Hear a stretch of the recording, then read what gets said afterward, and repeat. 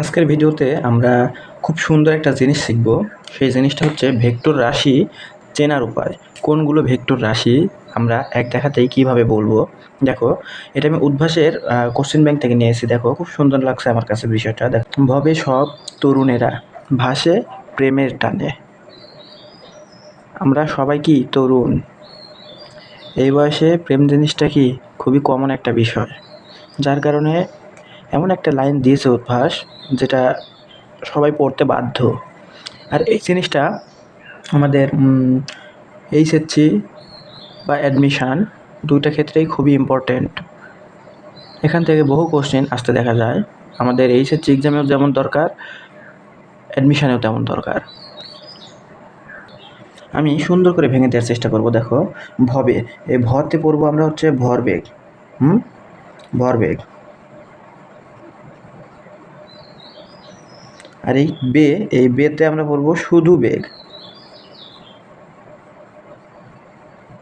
কেউ আবার ভতে ভর মনে করো না, ভতে ভর হবে না, ভতে থাকলে এটা ভতে ভরবেগ হবে।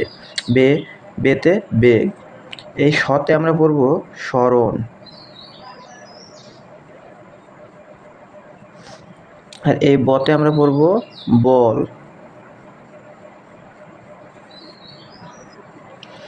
আর আছে তরুণেরা, এটা সরাসরি হবে ত্বরণ। এই ভাসেতে হবে সব ধরনের ভ্রামক।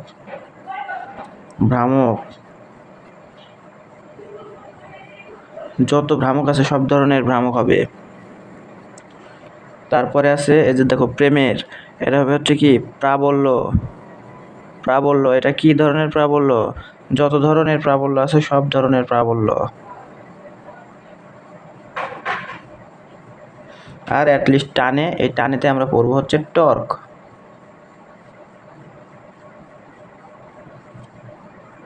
তাহলে দেখো একটা সামারি। দেখো, আমরা ভতে পড়তেছি কি ভরবেগ। তারপর আরেকটা ভরবেগ আছে, সেটা হচ্ছে কৌণিক ভরবেগ। তারপরে আমরা এই বেতে পড়তেছি বেগ। তারপরে আমরা পড়লাম শতে সরণ, বতে বল।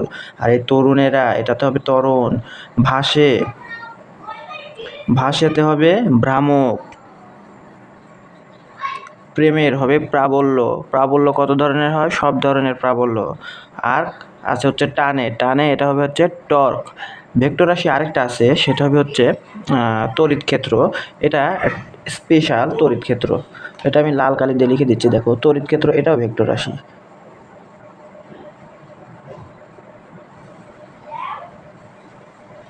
এটা একটা কি ভেক্টর রাশি। টোটাল মূল এগুলো কি? এগুলো সব ভেক্টর রাশি। এগুলো সব ভেক্টর রাশি। আসলে আমরা একটা উদাহরণ দেখব। সরণ। এখন তোমাদের বলতে হবে যে এইগুলোর মধ্যে কোনগুলো ভেক্টর রাশি এবং কোনগুলো স্কেলার রাশি। দেখো, আমি খুব সহজে বলতে পারবো। এইখানটায় আমার সূত্র একটাই আমি জানি, এটা আমার মনে থাকবে সবসময়, মনে রাখতে হবে। কয়েকবার প্র্যাকটিস করলে তোমার অটোমেটিক মনে থাকবে। দেখো, ভবে সব তরুণেরা ভাসে প্রেমের টানে। এখান থেকে আমরা কি কি জিনিস বার করতে পারতেছি? দেখো, ভরবেগ, সরণ, বেগ, বল, ত্বরণ, ভ্রামক, প্রাবল্য, টর্ক। এখন দেখো, আমি এখন মিলাই। দেখো, আমার কি ক্ষমতা কি একটা ভেক্টর রাশি?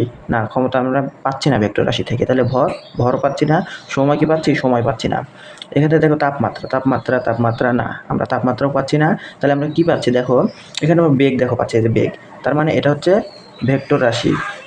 তারপরে আবার দেখো, আমরা সরণ, এই সরণও আমরা পাচ্ছি ভেক্টর রাশির মধ্যে। তার মানে কি সরণও ভেক্টর রাশি। আর এই বাকিগুলো কি স্কেলার রাশি। প্রথম চারটা স্কেলার রাশি আর পরের দুটাই ভেক্টর রাশি।